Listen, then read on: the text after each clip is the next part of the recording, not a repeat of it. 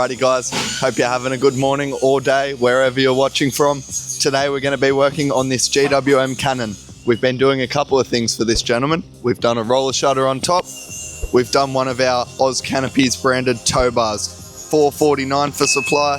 This gentleman got it fitted with an Anderson plug. Today we're going to be doing a nice simple installation, one of our Curt Spectrum 2 brake controllers.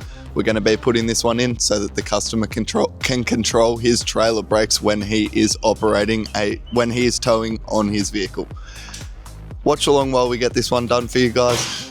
Let's see how it goes.